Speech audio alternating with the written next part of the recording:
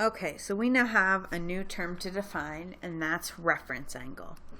So a reference angle, for another angle, is the acute angle that the terminal side of the angle makes with the x-axis. So there's two things that we need to be sure. We have an acute angle here, and it's an angle that it makes with the x-axis. Okay, so we're going to look at 4 examples here. The first thing I'm going to do for each of them is draw them. So 145 would be over here in the second quadrant. Now obviously it's an obtuse angle, so we can't look back at the positive x-axis. We need to kind of draw a line down to the negative x-axis, and what we're looking for is this angle that it makes. Now this whole straight line, this straight angle, would be 180 degrees.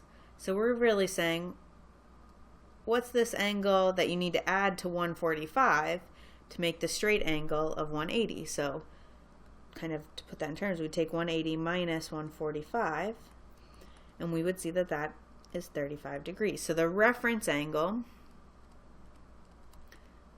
there is 35 degrees.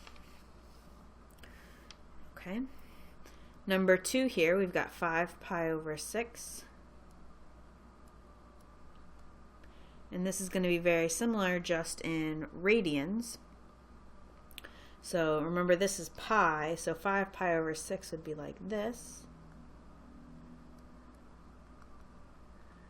And we want this angle right here. Well, in the second quadrant, depending on whether you're doing degrees or radians, for degrees you'll take 180 minus your angle, and for radians you would take pi minus your angle. Now we need to get common denominator, so this would be 6 pi over 6. So we'd see that this is 1 pi, or pi over 6. So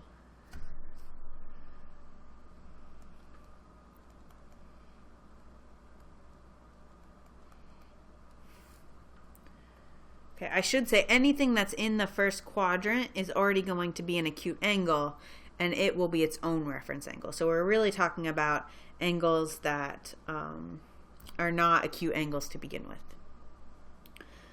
Okay, so if we have 195 degrees, well, that would be over in the third quadrant, right? We've got 195. And sometimes it's tempting to go to the y-axis, but you're always going up to the x-axis. So we're talking about this theta here. So if you think about it, we need to know how many degrees have you gone past 180. So there, anything in the third quadrant, you're going to take your angle and subtract 180 degrees. If it was in radians, you would subtract pi. So this will be 15 degrees. So the reference angle of 195 is 15 degrees. Okay, and then here we have theta is negative 13 pi over 6. Now, negative 12 pi over 6 would be negative 2 pi and would be one full circle. We've got another negative pi over 6. So we always want to go to the x-axis, so we're saying, what is this angle right here?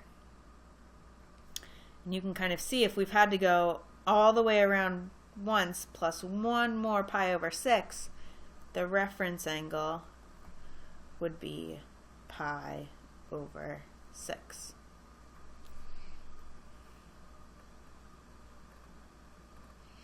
Now, what's true about reference angles is that a trig function is going to be the trig function of an angle.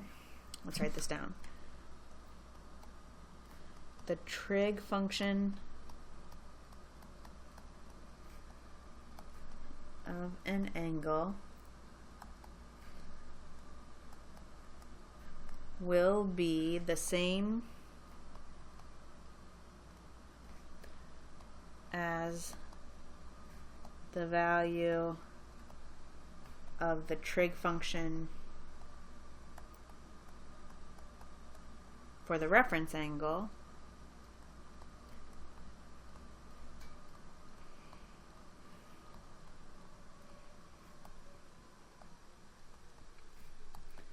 except for the sine.